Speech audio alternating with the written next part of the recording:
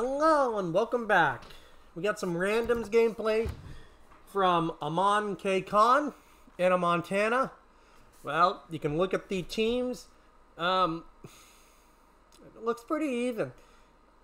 In terms of DDs, they have the spotting advantage. Cruisers, I've got to give it to the enemy team. Battleships, depends on the player. CV though, they definitely have the CV advantage. Subs, I would have to give it to the Gato. So a lot more in the enemy team's favor in terms of ships. Players though, we'll have to wait and see. Having the right ship is one thing, playing the ship is a different thing.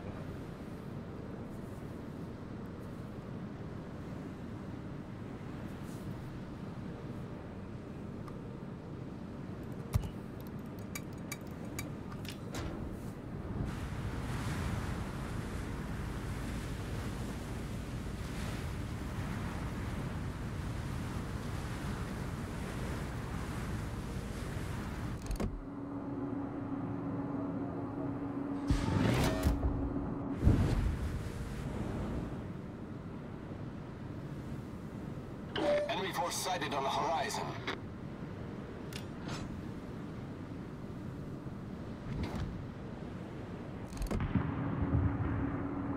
Enemy battlefield.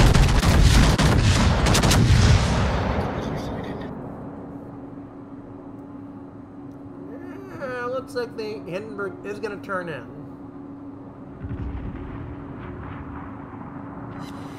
It's not enough to save him though. That's a double Citadel for 31,000. That hurts that Hindenburg. That makes Arman's job a lot easier. Because the Hindenburg was one of the tough ships on their team. It's one of the cruisers that can stop all these battleships. Now, with it practically at low health, it's screwed. If the one goes after it, there's not much you can do. Now, that was a beautiful salvo. I mean, the dispersion you can just see on those guns was spectacular. Let's see if they hit. Oh.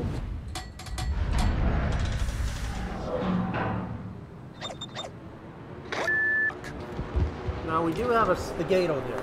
Now, the Republic needs to get his ass out of there, otherwise he's dead.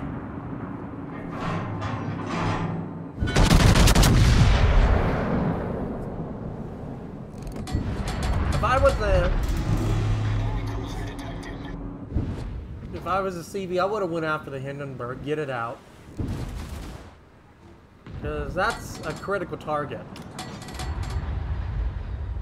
The Yodo is really only a threat due to its long torps. Although I believe if Malta does go after it, she should still be able to Citadel it. Well, that Yodo may. Oh yeah, that was at least a several Citadel hit. He might have turned right into those. Oh, he does get it though. Nice. There was a bit of a lag there. There was a little bit of a lag. So right off the bat, we're only 3 minutes in, but Arman's doing a really good job at 52k. That's really good for him. He's knocked out the Yodo. The Hindenburg's running for its life. His team has basically won this side. The only thing out there is that CV is the Hindenburg and the Gato. Kill those two, and his team can just easily control the side. I think the Hindenburg would AF. No, I did see some guns shoot from that island. Might be able to go over the island. Oh, so close. It just got a little bit of a pin, but he is in a bad spot.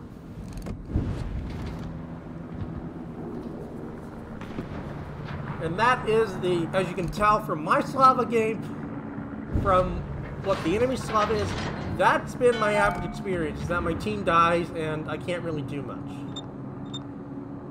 Now, the Neptune does look like it's going to go down the middle. Now, that isn't a huge threat, especially for Montana. Now, Arman was saying on my Discord that he thinks the Monty is far superior to the Vermont. I think in terms of brawling and versatility, yes, the Montana is just a lot better. For long-range, accurate, overmatching shots, I think Vermont's a little bit better. But I just think that the Monty does have some versatility that the good game, everyone. Vermont doesn't have. Now the other side, on the other hand, is not looking great. The Yamagiri is at low health, but he does can out-detect everything. The Buffalo, well, the Buffalo is really kind of screwed. He has to stay on that island. And the Napoli is going down the middle.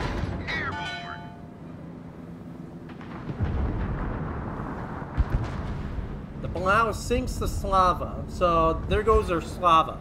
And he actually death struck it, which is very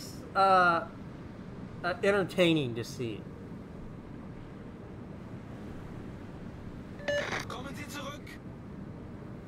They're telling him to get back. Not really. You can tell that the Napoli is going in reverse.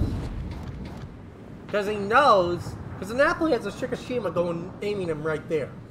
And then he probably knows there might be a battleship right in front of him. He's screwed. The Napoli just has one thing but to reverse. Beautiful dispersion. A nice 17k hit. That's always very welcome. Yes, it does have torque, but the Napoli's kind of screwed. His only real chance is to really rush and, well, torp and ram.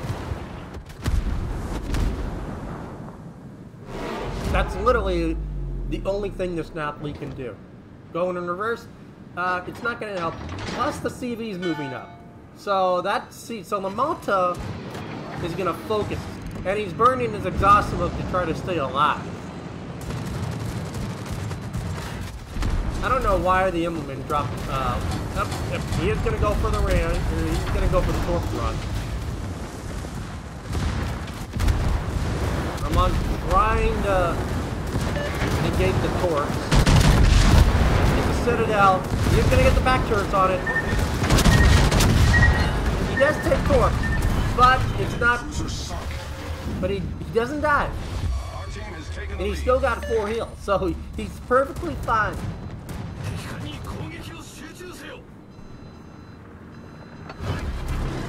As predicted, they completely steamrolled the other side.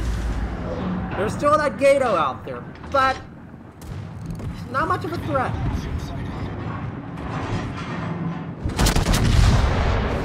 It might go for the CV, though. It might kill the CV. That's what I expect it to do. Broadside shots coming in from the Yami. He does get a 12k hit on it, though. He might take a little bit of damage from that. But I expect we'll see the Gato emerge right next to that Malta. I expect him to be right there.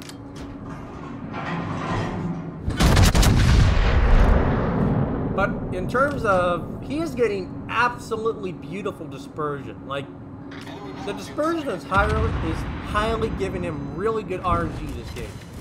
Even at this range of 20 kilometers, he's still taking 15k chunks off this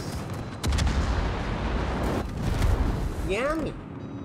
Give or take, this Yami is just still sitting as clanless and selling broadside to him. But at this range, it's still very impressive that he's getting this kind of salvo shots. That looks good, looks good. Only 3,600, not bad. But the Yami's still going after him instead of shooting. Oh, nope, the Yami did switch to the Hindenburg now. Oh, Johan DeWitt just got hit by something. I think that might have been the Shikishima.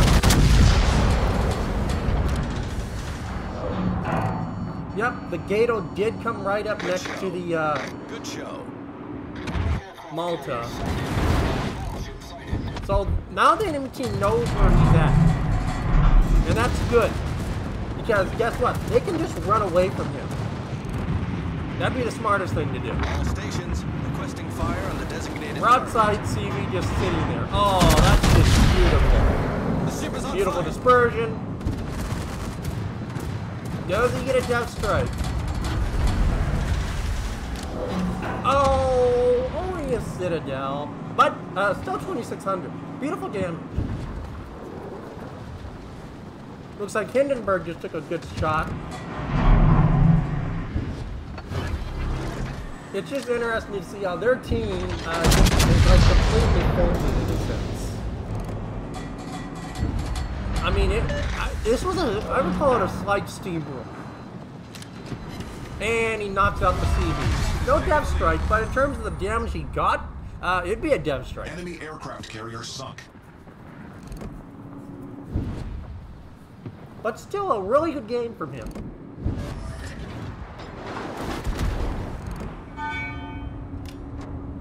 It just definitely feels like normal randoms, because I've seen the pictures of people putting it on Discord, and to just see all these battleships just kind of go straight to the map, and then you got this CV, or this sub that's just snuck his way into, well, C.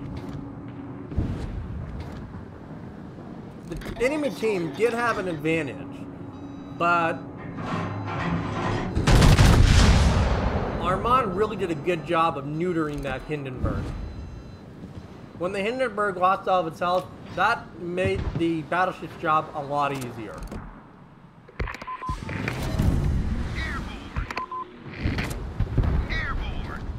There goes one Yami. They do pick up the Hindenburg though.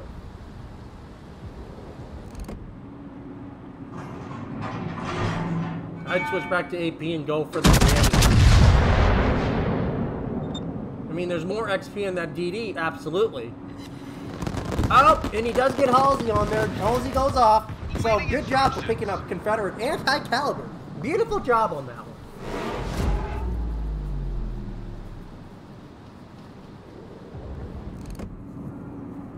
Oh, Zorky. I think that might have been your final mistake. Oh, yeah, he's committed to the turn. Oh, so close. Something just hit the Yami. Might have been the other Yami, or the Republic. He does get a capture point. That's good. That's good, though. That gives a lot of XP. Shots going in all over on that Monty, or that Yami. Who's gonna get the kill? Oh, and Arman gets the kill. Literally, if he had gotten that Zorky, he would have had a Kraken right now. It's literally just the Zorky and the sub left.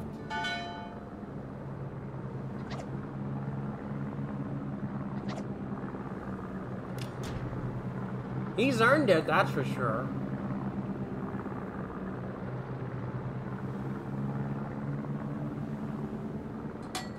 He's not going to get his Kraken. That Zorky will run if he's smart. Although it's not like he's saving his star.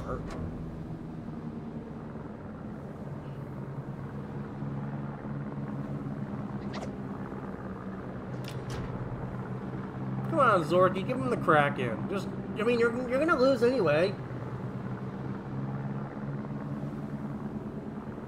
Oh, there he is.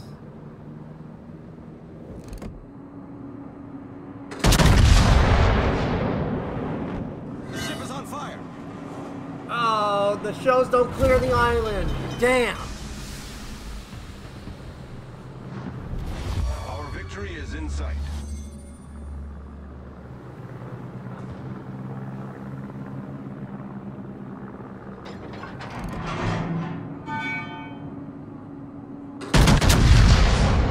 Spotter returning to ship.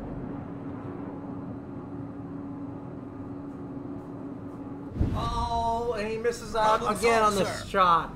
I don't think he's gonna get the Zorky and his Kraken. Interesting though, we've seen the Gato pop up, but we have not seen him since he capped C. Man, that Zorky is really just trying to live. Oh, another good hit, but not enough to kill it. There's the burst fire. ship I is mean, on come fire. on. You've already lost. You're just trying to you're just trying to pad your damage and make as... Oh. Oh. Damn. He might have had it on that salvo, though, too. But a really good game at 263k, Confederate, First Blood, and a high caliber.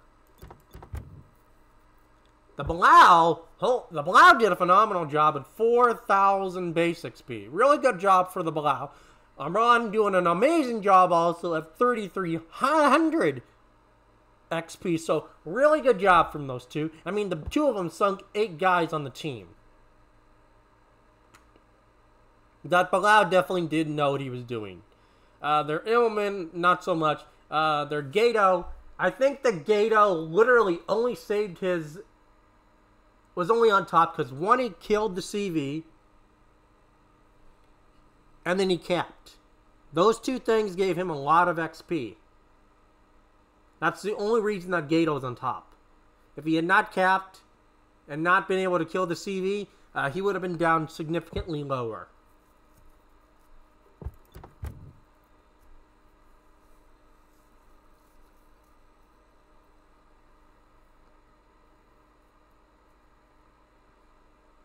Oh, the Napoli and the Yoda were in the same clan.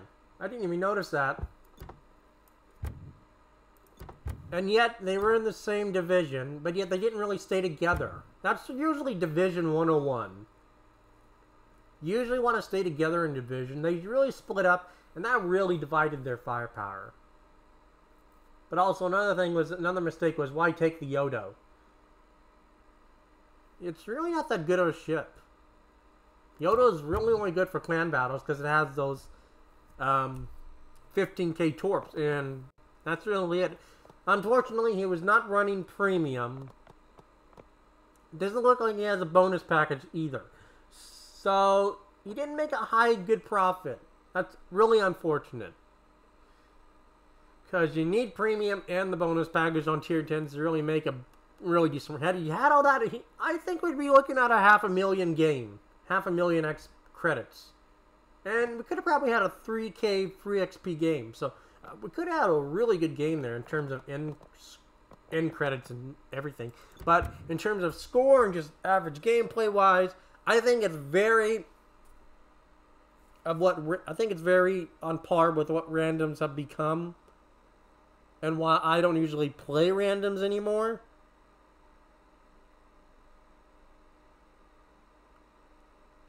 But but Arman, you had an amazing game. Good job on this game. This was a good game for you. So kudos, man.